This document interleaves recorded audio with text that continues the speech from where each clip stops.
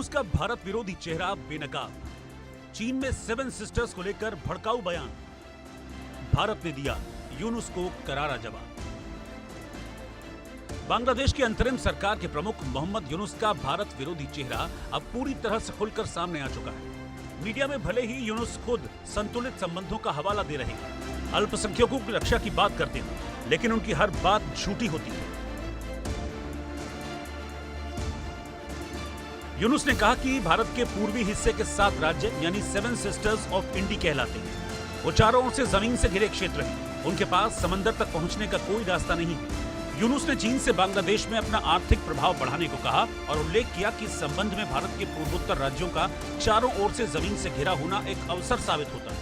7 states of India, eastern part of India, called 7 sisters. They are landlocked country, landlocked region of India. They have no way to reach out to the ocean. We are the only guardian of the ocean for all this region. So this opens up a huge possibility.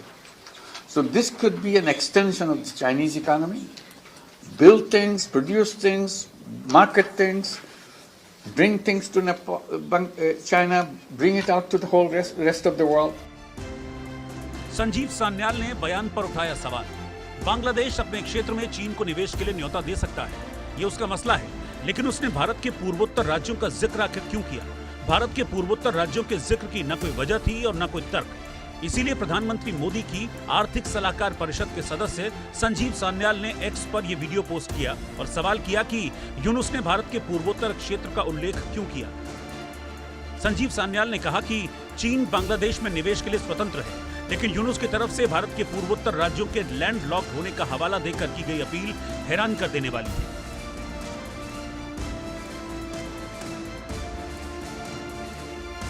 Mohammad Yunus अपने देश के लोगों को खाना खिलाने के लिए भारत से चावल लेते हैं, लेकिन भारत को लेकर विरोधी चेहरा रखते हैं।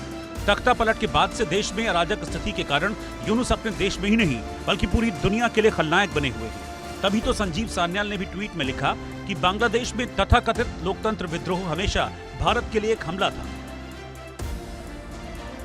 मोहम्मद यूनुस ने चीन दौरे के दौरान न केवल चीन को बांग्लादेश में चिकन नेक के पास निवेश के लिए आमंत्रित किया, भारत के 7 पूर्वोत्तर राज्यों पर यूनुस का बयान इसलिए भी हैरान करने वाला है क्योंकि पूर्वोत्तर भारत में सिलीगुड़ी कॉरिडोर है, जिसे भारत का चिकन नेक कहा जाता है। 60 किलोमीटर लंबा और 22 किलोमीटर चौड़ा ये कॉरिडोर नॉर्थ ईस्ट के 7 राज्यों को भारत के साथ जोड़ता है। चीन और बांग्लादेश दोनों को मालूम है कि चिकन नेक पर बुरी नजर डाली तो भारत दोनों पर कहर बरपा देगा।